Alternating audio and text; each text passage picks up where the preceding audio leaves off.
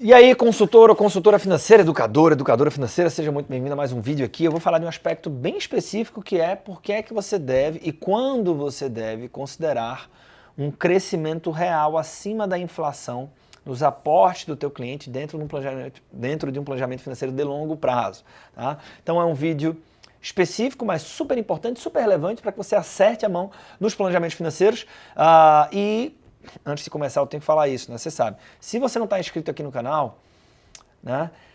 Se inscreve agora. Não espera chegar. Se inscreve agora, tá? Ativa as notificações e vamos nessa.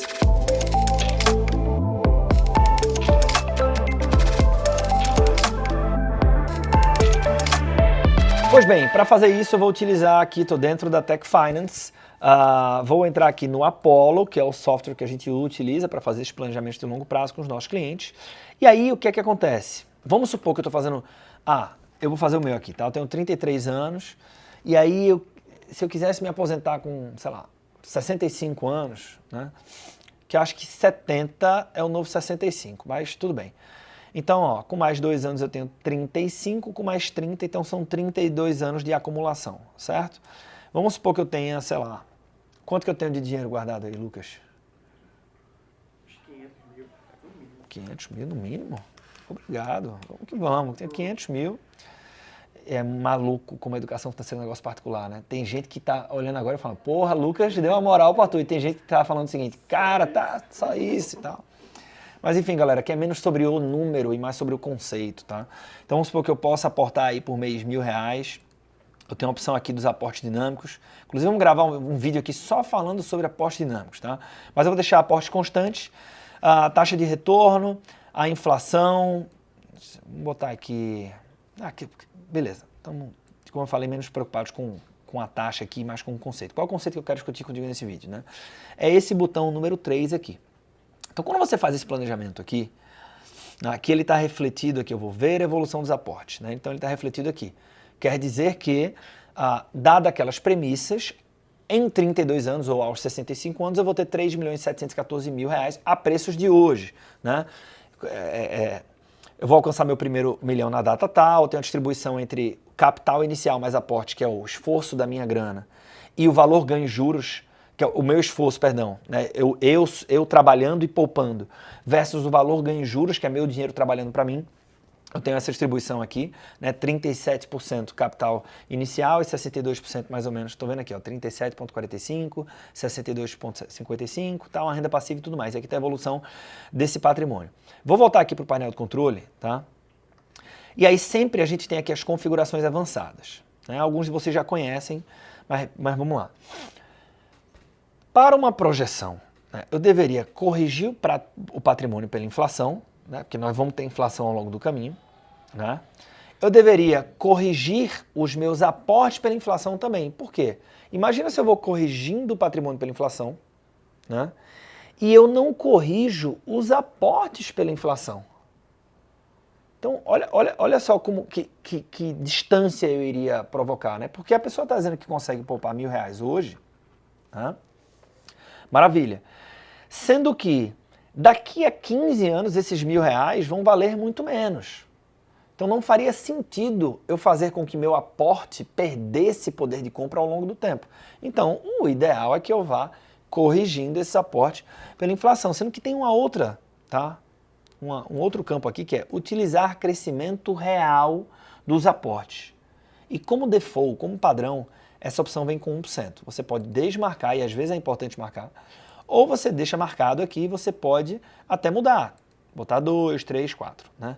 Até no campo de comentários aqui, ó. Utilize a taxa para projetar o crescimento dos aportes acima da correção pela inflação, referência de 1 a 3%. Eu nunca uso mais do que 3%. Por quê? Porque 2% já é muita coisa. Né?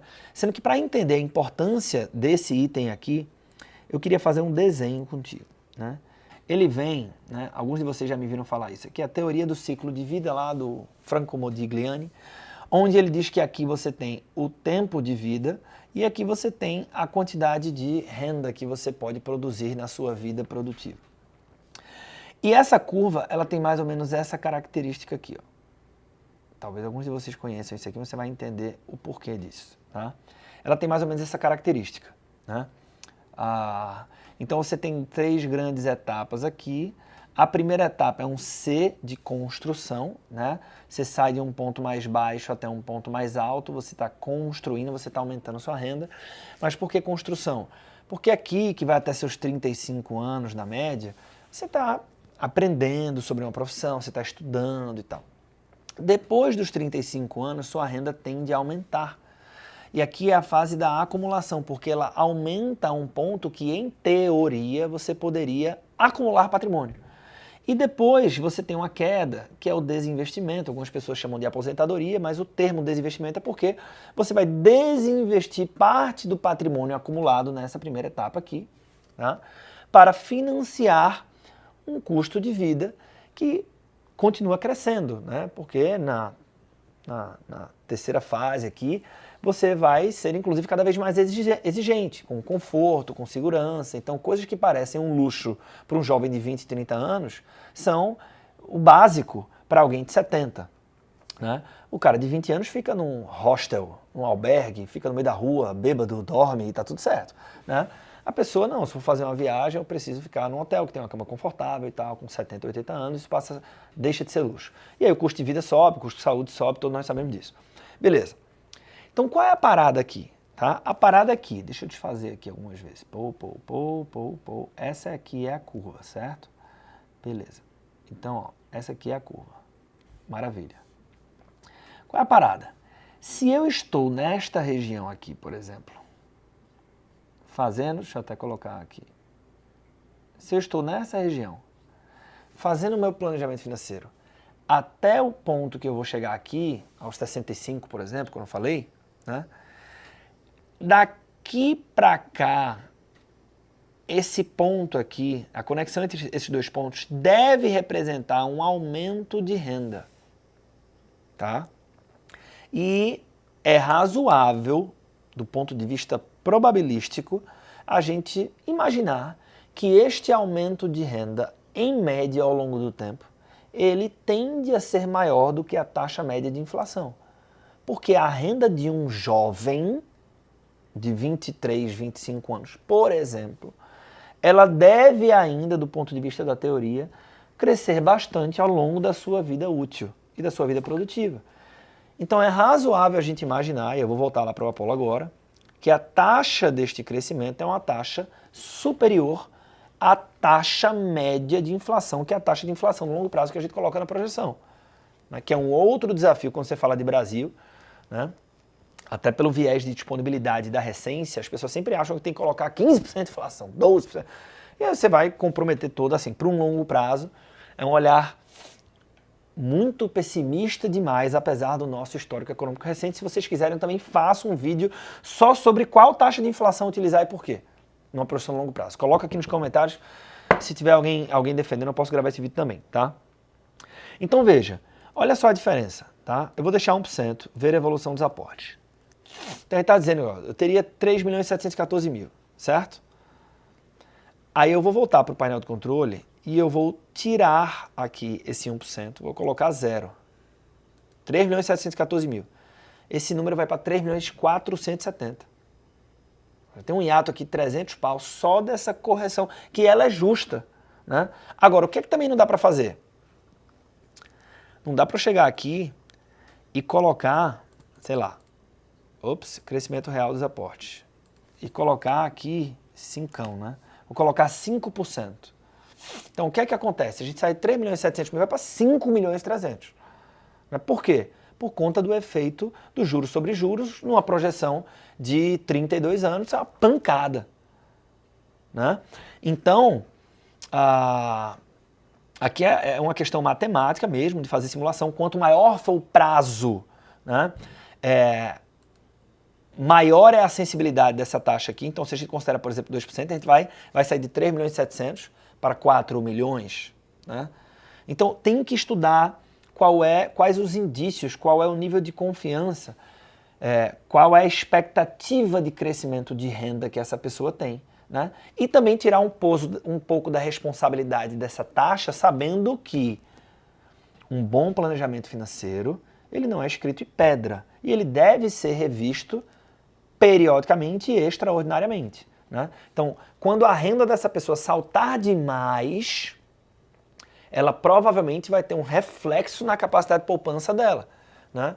E aí, qual o melhor para fazer esse ajuste, o melhor momento? Quando isso acontecer, porque o planejamento financeiro é um organismo vivo, né? Mas não considerar nada na partida é uma opção? Você pode colocar crescimento real acima da taxa de inflação de 0, né? Mas não nos parece tão razoável. Então é justo, sobretudo dependendo do momento de vida do seu cliente ou do seu aluno, que você considere essa taxa. Quando é que a gente não considera essa taxa, né? Então, também é quase que polêmico, mas se eu estou fazendo esse planejamento e eu recebo um cliente que ele está, agora eu vou colocar aqui em verde, tá? Que ele está por aqui, tá? E ele está fazendo um planejamento financeiro, sei lá, que seja de 20 anos, e a gente não tem evidência ou fatos que nos levem a uma perspectiva de aumento da geração de renda dele nesse período, então a gente não tem muito subsídio técnico para defender, vamos voltar lá para o Apolo, para defender esse camarada aqui, o número 3, dentro da seção de configurações avançadas. Um crescimento real dos aportes, um crescimento dos aportes acima da correção inflacionária. E aí a gente pode simplesmente chegar aqui e falar o seguinte, cara, nesse caso eu não vou considerar, a taxa vai ser igual a 0, ou simplesmente você desmarca aqui. Tá aqui um pouco do porquê que a gente considera o crescimento real dos aportes acima da inflação e em quais momentos considerar e até mesmo os motivos pelos quais a gente considera para que, se você for questionado por alguém quando estiver fazendo uma simulação como essa, você consiga tratar disso, né? Até a explicação disso, de repente, acaba virando um conteúdo para suas redes sociais, para os seus cursos ou palestras, quem sabe. Então, se você normalmente utiliza o crescimento real dos aportes acima da inflação, comenta aqui embaixo se você, né, nem sabia o que era isso, mas passou a saber agora a partir desse vídeo. Maravilha! Eu espero encontrar contigo no próximo vídeo aqui no canal da Empreender Dinheiro, mas antes, se inscreve no canal caso você ainda não esteja por aqui inscrito ou inscrito, beleza? Até a próxima!